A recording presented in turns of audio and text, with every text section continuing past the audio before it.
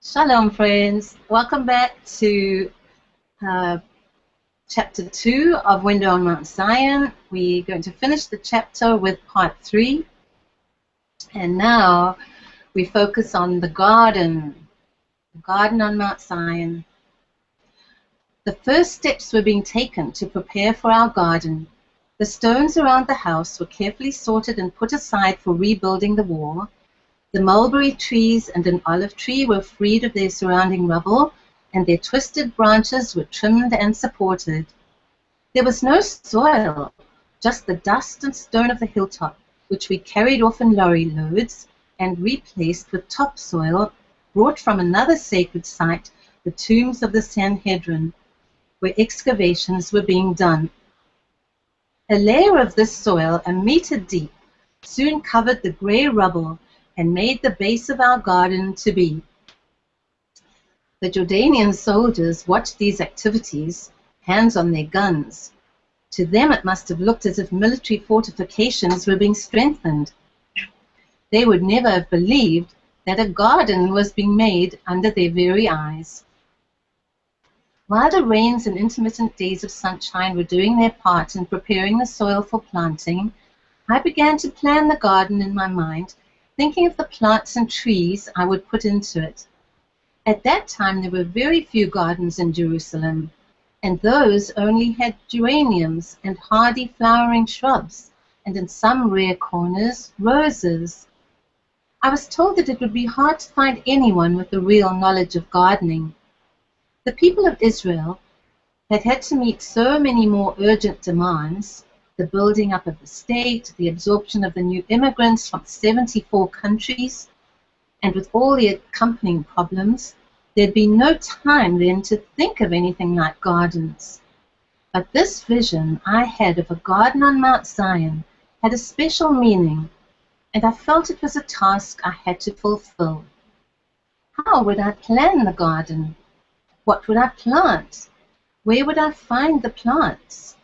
Who would help me with the hard work at the beginning? I remembered the subtropical gardens I had loved in South Africa, the beautiful lilies, the red and white amaryllis, the blue clusters of agapanthus, the pink and gold tiger lilies, the lovely patterned leaves, and the scarlet hibiscus flowers opening their petals wide like little flares of light on their green outspread branches. I remembered also the profusion of bougainvillea flowers in red, purple, and gold. And then the jacaranda trees, their bouquets of blue mauve, bell-shaped flowers resting on delicate ferny foliage, like blue mist flowing through the branches. In this picture, you can see that is the corner of the Rose's house, which is still standing there today. And you can see above the greenery in the front and next to the palm tree on the right, the beautiful lilac blossoms of the jacaranda tree. That is the small jacaranda tree that she planted in the book as we were reading, and today it has grown to that beautiful giant jacaranda that's still spreading its purple, beautiful branches over that corner of the house. Many of these flowers mentioned I had also seen in Israel, mostly along the coastal plain, even jacaranda trees near Tel Aviv. In my dream garden, I saw all things growing together on this barren and stony Mount Zion. I wondered if it would be possible, but so much that it seemed impossible had already proved otherwise. Perhaps this dream also would be realized.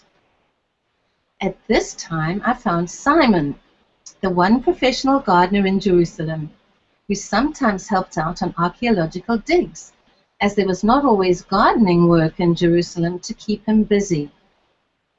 I thought the entrance pathway to the house would have to be higher than the garden, and built along the side of an old wild orange tree we had found half buried in the rubble.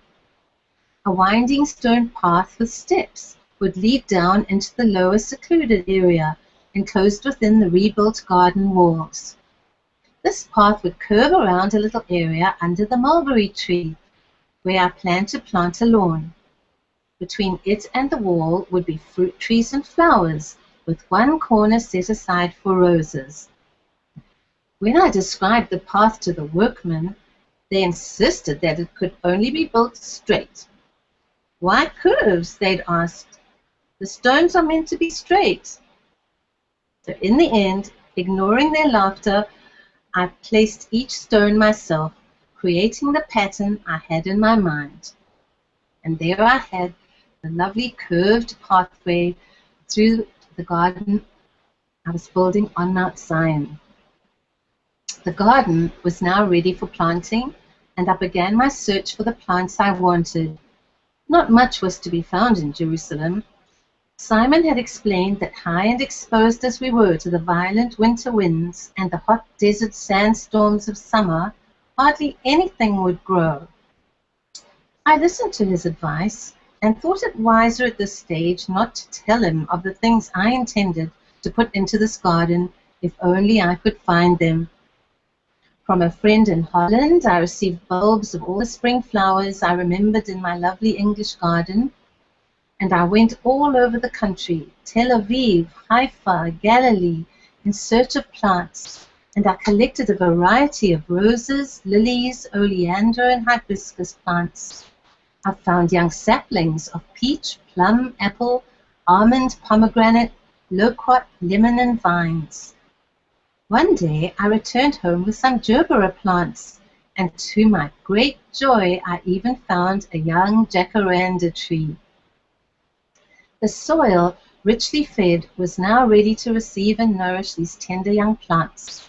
I put each one into the open soil, with the prayer that it would grow and blossom in praise of the Lord of heaven and earth, and that it would bring joy and healing to this corner of Mount Zion. Simon, when he saw them, was outraged and said scornfully, "You're wasting your time and money with these plants. They'll never grow in Jerusalem, especially not on this exposed stony hill. They need the humid heat and sandy soil of the coastal plain." "Everything will grow here," I replied. Simon, who had faith only in the work of his hands, looked upon me as one who had never grown up or had much contact with the reality of life as he knew it. I smiled at him and said, "Let's wait and see what happens." We dug a deep, deep hole at the corner near the front of the house, where the steps curved down into the lower garden, and removed more of the grey dust and replaced it with good soil and manure. As we lowered the root of the little jacaranda tree into its new home, Simon's skepticism could not quench my faith. There would be an answer to my prayer for a blessing on this sapling, which held mysteriously within itself the promise of future beauty. Working in the garden, in contact with the earth and the elements of nature, gives me a deeper consciousness of the power which governs and is the source of all life. It makes me realize my dependence upon that power, and at the same time gives me the feeling of working together with God. It is the divine spark in the soul of man which unites him with the divine power and calls upon him to do his share in the partnership, to understand and minister to the needs of divine creation in whatever form it is manifest, plants, animal, but above all human. As the roots of each little plant were enclosed in the earth, I knew that if I did not care for them by giving water when they were thirsty, air when stifled, shade or sun as needed, they would die, or else be stunted in their growth. As I chose the places in the garden for the different plants according to their needs, Simon seemed surprised at my knowledge. "Where did you study gardening?" he asked. "Almost all I know I've learned from the plants themselves. I've always had a little garden, and when I didn't know what to do, I watched the plants and the response to my treatment, In this way, I learned what was best for them. I asked our Creator to give me the necessary understanding.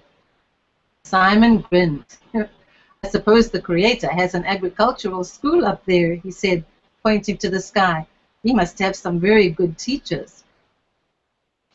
Love is the teacher, Simon, I said, ignoring his cynicism. Love teaches us all we need to know. When men seek to learn by love how to deal with all problems, not only of plant life, but of human life, we'll have found the solution to most of our troubles, and a world where, as the scriptures tell us, they shall beat their swords into plowshares. They shall sit every man under his vine and under his fig tree, and none shall make them afraid.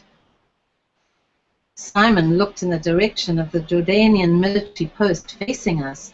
The heads of the Arab soldiers could be seen above the sandbags. Talk to them about love, he answered, and you'll get a few bullets to silence you. Yes, Simon, love is not yet the ruling power in the hearts of men. Therefore there are wars and bullets and suffering and fear. But the time will come when that will be changed, and the prophecy I quoted from Isaiah will be realized. I believe that the prophecies are the promises of the Almighty, and that those promises will be fulfilled. Simon shrugged his shoulders and dug his fork into the earth. Give me facts, not promises, he said. If you can believe those promises, it must make life very easy for you. Not easy, I replied, but worthwhile. Memories of the Holocaust. Ilana, a relative from South Africa, arrived to spend some days with us on Mount Zion. The happy reunion revived memories of our first meeting in 1945, when, after a long search among the survivors of concentration camps in Germany, her brother had found her alive and had brought her to our home in London. She was then a young woman of 20 who, separated from her family in Poland, had lived through all the hardships of the Warsaw Ghetto, the horrors of the death camps, and had endured the final march. How often I prayed for death to deliver me, she told us when we first met her. But each time death held out its liberating hand, I was snatched back by life to continue as prisoner in a hell on earth. Slowly she regained health and strength and went out to her relatives in South Africa.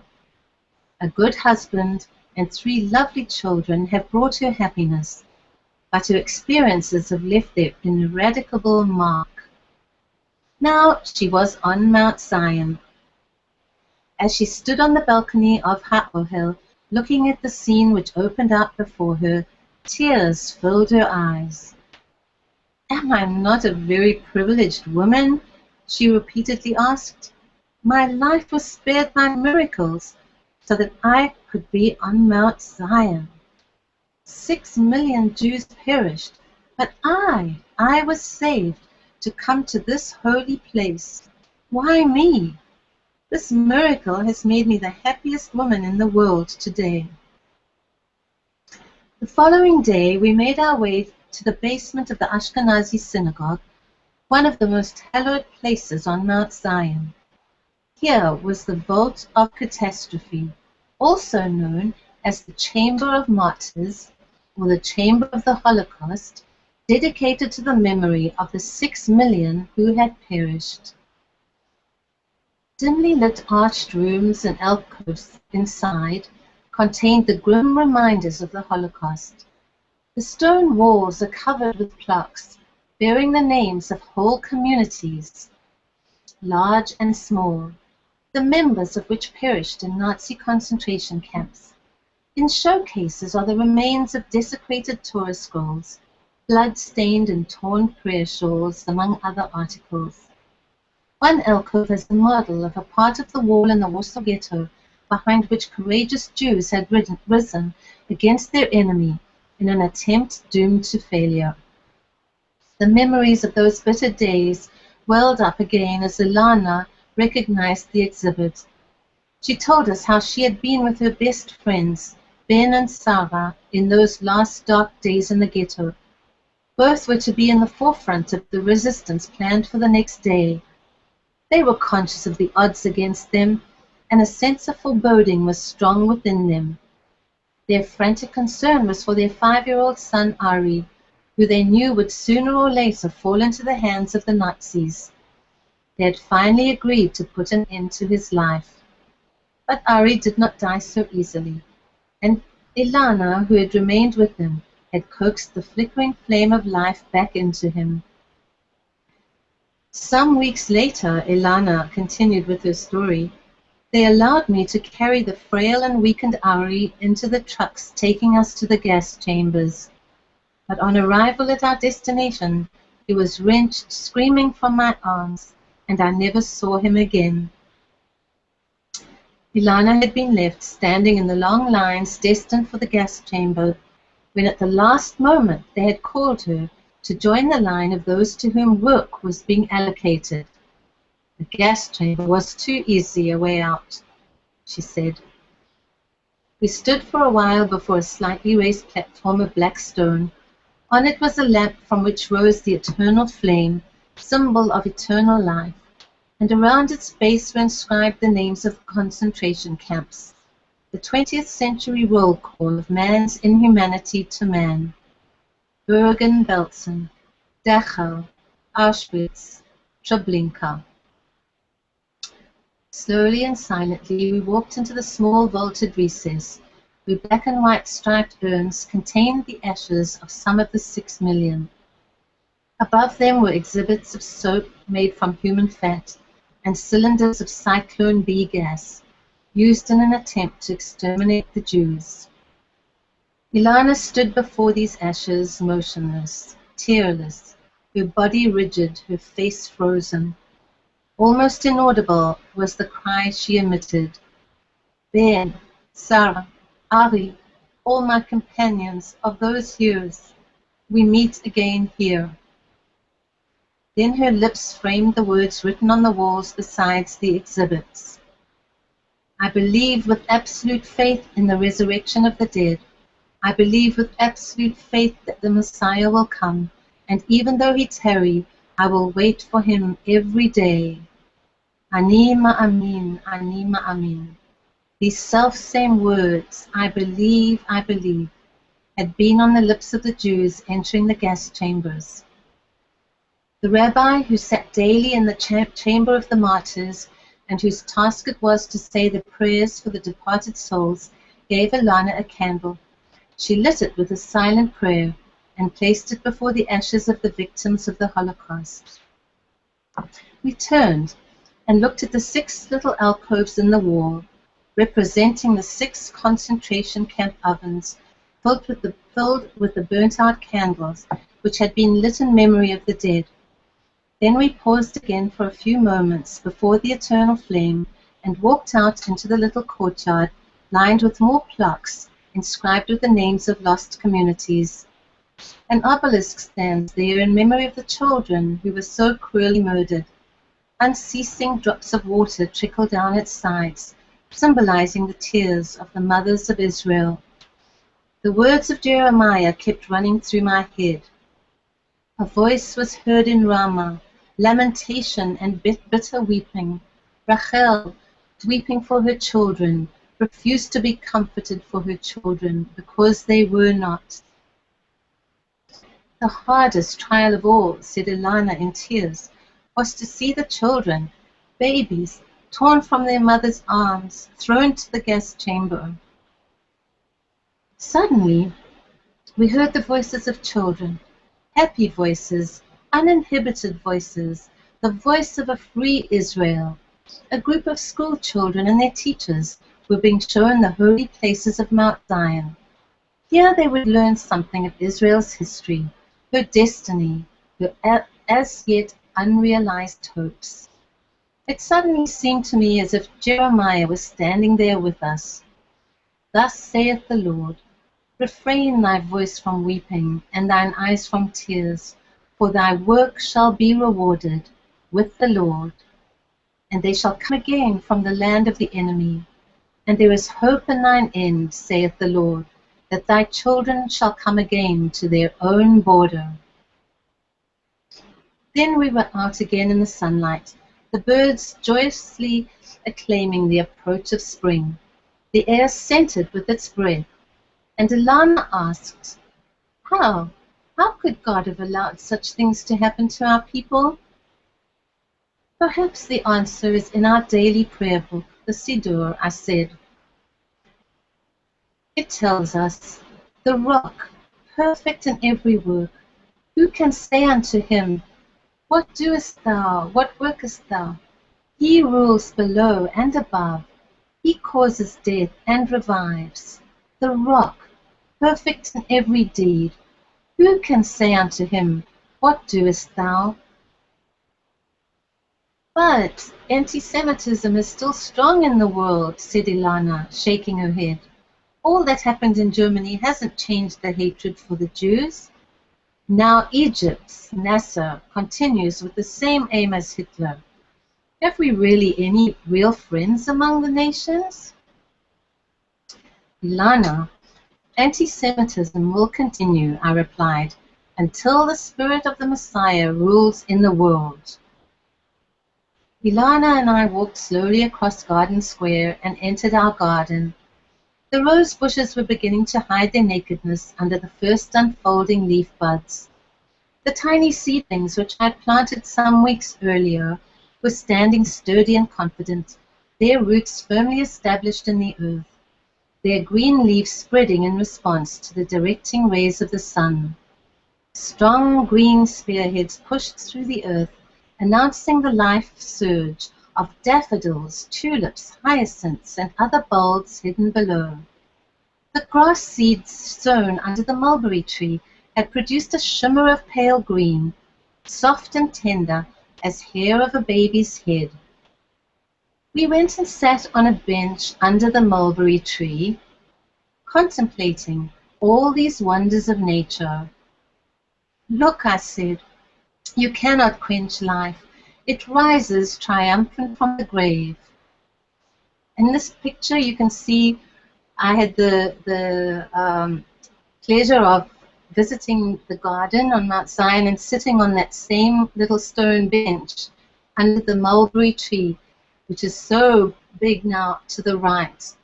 You can see a corner of the Columbus Gallery behind, and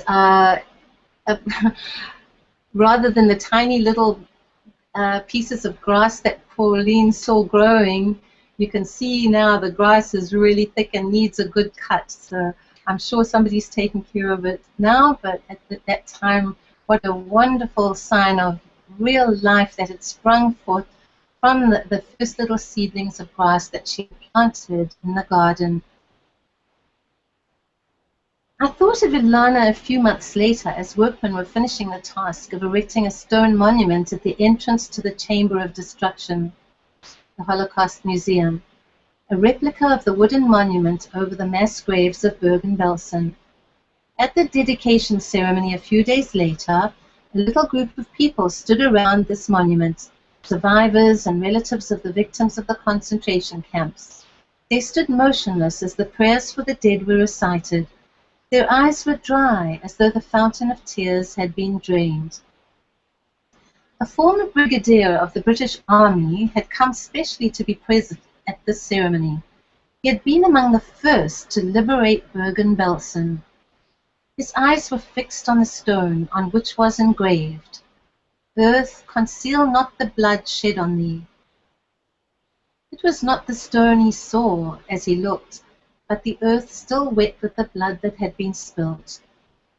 But beside him stood those whose dear ones had been drenched in that blood, and here they were alive, free, standing on Mount Zion.